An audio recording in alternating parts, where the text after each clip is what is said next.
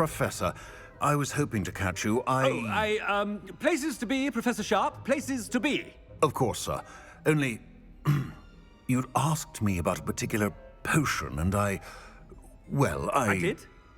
I did, yes. Well, spit it out, Sharp. I don't have all day. Probably best not to discuss it here, sir. Really? Why can't we talk about potions here? Seems fine to me. Very well. I've brewed the cure for boils you wanted. I can drop it by your office when it's convenient. Of course, yes. No need for all the cloak and dagger. Simply have a student deliver it. A student. Very well, sir, if you insist. I do. And thank you, Sharp. I just hope you've brewed enough for all my boils. Now, to determine which student gets this rather unenviable task. Mr. Gaunt, where do you think you're going? I beg your pardon, sir. I'm simply on my way outside. Taking the day off, eh? Typical student, wasting the hours away. I have to write 20 inches on Dittany and its uses. Was heading to the greenhouse. Ah, yes. Mixed with bubo tuber pus makes a fine mustache paste. Yes, mustache paste. I find. Are you feeling all right, sir? You don't seem yourself. I assure you I am quite healthy, Gaunt. If I need a medical diagnosis, I shall head to St. Mungo's. Greetings! I mean, out of my way, children. Something is very wrong with Professor Black. Dittany and Boobertuber pus.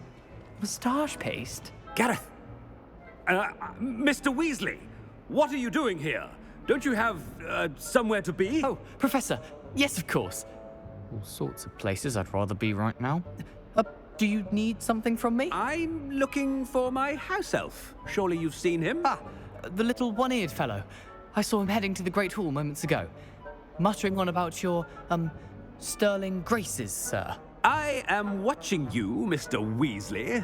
Mr. Redding, who owns Honeydukes, tells me some of his billywig stings recently went missing. Prime potion ingredient. And I know you fancy yourself a skilled potioneer. What? But, sir, I haven't been anywhere near Honeydukes. Bah! That's enough from you.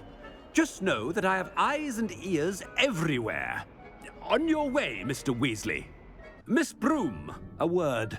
Oh, Professor, this is an interesting surprise. It's Bloom, by the way. Remind me of your area of affinity, Broom. OWLs are swift approaching. Charms, sir. Non-verbal spells. Might work on one that makes me disappear. Well, keep at it, Broom. And before you know it, you'll be as invisible as that new fifth year seems to be. They're not invisible, sir. I've seen them near the library. In fact, they help me with my, heavy books. Speaking of invisible, where's my blasted house elf? Professor, a word, please.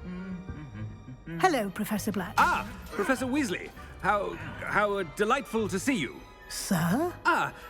Since I have you here, I wonder if I might, speak with you about Professor Fig. Oh, very well. I've decided to give him a bit more, leeway with his time. Leeway, Professor? Are you sure that's wise? I confess I do worry for his students. He's rarely here as it is. I realize that, and I'd like to keep it that way. I see. But, sir, if I may, I am wary of how much time the new fifth year seems to be spending away from the castle, supposedly on Professor Fig's behalf. I've heard unsettling rumors of their escapades. Everything from sneaking into the Forbidden Forest to confronting Ranrock's loyalists and Rookwood's lot. What? Goodness. You cannot believe everything you hear, Professor. No, you cannot. I mean, I shall keep an eye on Fig. You simply keep doing the wonderful job that you're doing. Simply wonderful. Thank you. But I'm happy to look into... Good. That'll be all, Weasley. I mean, Professor Weasley. Good day. Professor Black, again, it is not too late to reconsider your decision regarding Quidditch. We could still have trials and a somewhat shortened season. It would be better than none at all. But the injury, Madam Kogawa. Professor, more than one student has taken a bludger to the head on our pitch. I dare say it knocked some sense into them. And they're fine now. The fact that it happened to be a pureblood, well, that's no reason to... What nonsense! That you would trivialize the health of a student over a silly game. A silly game? You are quite impossible sometimes. Sir, I've a good mind to write to the Department of Magical Games and Sports at the Ministry about you. Good idea. I can even provide the parchment should you need it. Now, where is my elf? Parchment? Very well, I will, and with pleasure. And I spotted Scrope in the Great Hall. Seems to be avoiding me. I wonder why. Good day, Madam Kagawa. Ahem. Attention, Scrope! Oh, greetings, Master. Remind me of the password to my office. Oh, but Master made Scrope swear never to tell anyone, even Master himself. And now I'm telling you that you can tell me. Yes, sir. Of course, sir. Scrope begs forgiveness. It is the Black family motto, Master. Right. Of course. Master does remember it. It's purebloods forever, isn't it? Close, Master. Scrope thinks Master is indeed testing Scrope.